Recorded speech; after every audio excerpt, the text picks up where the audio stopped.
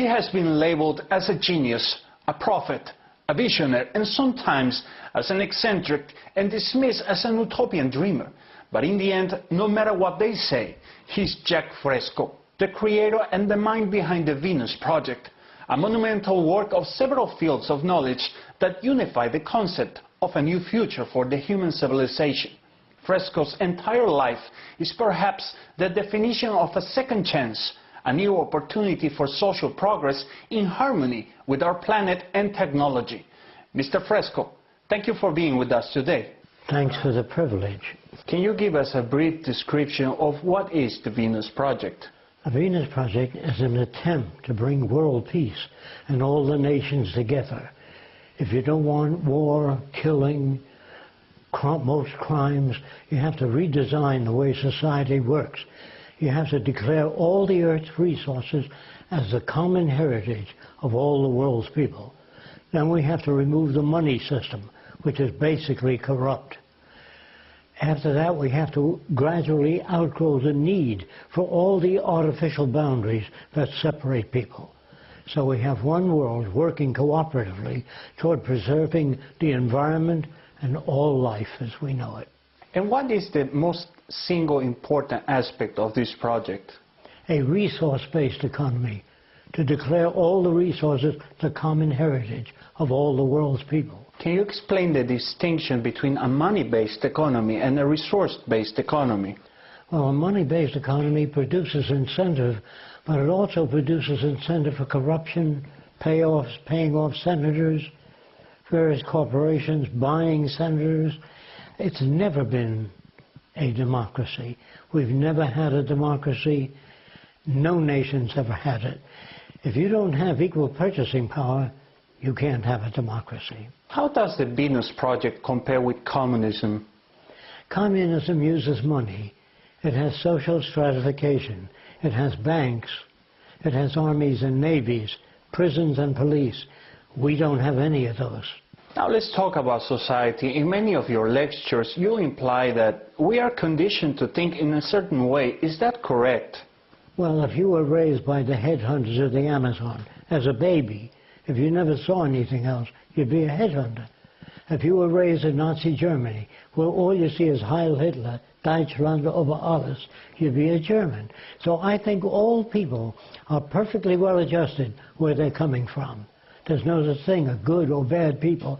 You're taught to hate certain people, but where they're coming from is normal. If you're brought up in the South, uneducated region, you might become a member of the Ku Klux Klan. You speak with a Southern accent. Where do you get that from? The environment.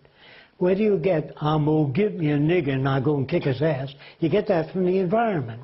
It's not that people are good or bad. They're raised in an aberrated or twisted environment. Do you feel that we live in a world of damaged communications that sometimes restrict the language and expression of emotions as well as thinking? Is that correct? Yes.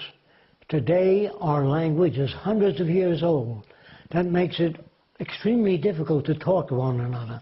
We talk at each other. That means sometimes a person says, have a nice weekend. Why don't they say, have a nice life? Why just a weekend? Because our language is so old, it's automatic and has no meaning. There has to be a language that's not subject to interpretation. When you read the Bible, you say, Jesus meant this. He says, no, it meant that. Another verse, he meant this. So you have the Lutheran, the Seventh-day Adventist, because it's subject to interpretation. A language is not subject to interpretation. Mathematics, engineering, chemistry, physics, structural engineering, not subject to interpretation. You couldn't build a bridge if one engineer says, I think he meant this, the other says, no, he meant that. So it's possible to develop a language not subject to interpretation. And how do you feel about the term democracy? Democracy is a con game. It's a word invented to placate people, to make them accept a given institution. All institutions sing, we are free. The minute you hear freedom and democracy, watch out. Because in a truly free nation, no one has to tell you you're free. I heard that you said that as powerful systems start to collapse, they tend to defend themselves with fascism in order to defend the status quo. Is that the situation that we live right now? Well, this system right now is moving toward fascism, cutting back on the freedoms, what little freedoms we had. We never had complete freedom, because the word freedom has no meaning. When an Arab comes to this country with 10 wives, they say he can only come in with one. So don't use the word freedom. Say there's a certain range of behavior we permit in this society, and this is what it is. Don't use the word freedom. How do you feel about the recent economic crisis in the United States and the global recession? Is that a lesson to be learned? No, because it takes a recession, loss of job, and loss of respect for your elected leaders. When that happens, you get social change. Social change cannot come about due to intellect. It comes about by people suffering. And the more people that are laid off, the more they lose respect for an existing government, they will seek another direction.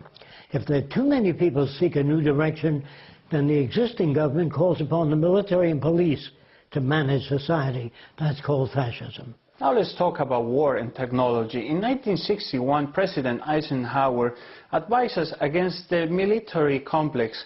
Is this a prophecy to be taking care right now at this point of time? Well, I would say that he didn't push it enough. He should have explained it from many points of view.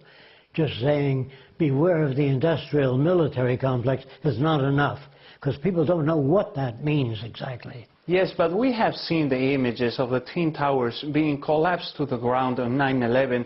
We also have seen the bombs going into the ground of these Middle East countries like Afghanistan and Iraq. How do you feel about this? And what's your perception of the future in the war? Each system wants to perpetuate itself. We don't go to another country to bring democracy. We go there for their resources, oil, metals, cheap labor.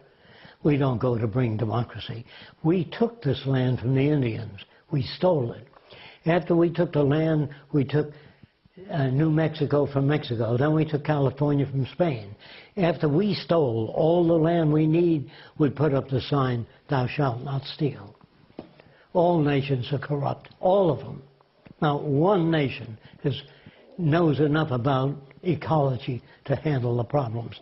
All politicians are basically ignorant men, all of them, all the way back in history. Our problems are not political. They were good 100 years ago, but today they're technical. Safe transportation, production of an abundance, making things available to people without the use of money. As long as money exists, you're going to have corruption. No matter how many treaties you sign, no matter how many laws you make, 90% of man-made laws are irrelevant. It isn't laws that we need. People need access to the necessities of life. When that's arranged, they don't steal. Some people say that always come back. Ambition, violence, hatred. What do you think about that? There's no such thing as human nature. Otherwise, we'd still be living in caves if human nature couldn't be changed. It's learned. When your mother says you're a Lutheran, you don't play with that little Catholic boy. So the parents indoctrinate their children. In the future, parents will be educated in how to raise children. You have to raise children because children can learn anything at all. They can learn geology, physics, chemistry, but we give them garbage. We have Mickey Mouse clubs in America. How shameful. We have children and we read to them Dickie Dare and his sheep. On the way he met a cow. Moo moo, said the cow. That's no way to raise children. Do you know they won't listen to you? So why persist on these ideals? Well, because they're brought up not to.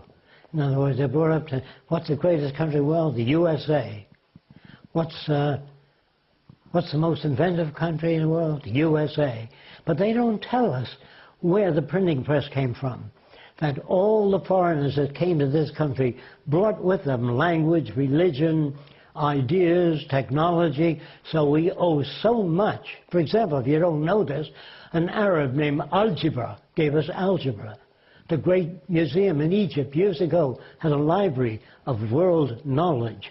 So we owe so much to so many nations. The separation of nations is dangerous, wrong, and the failure of nations to work together. That's what war is.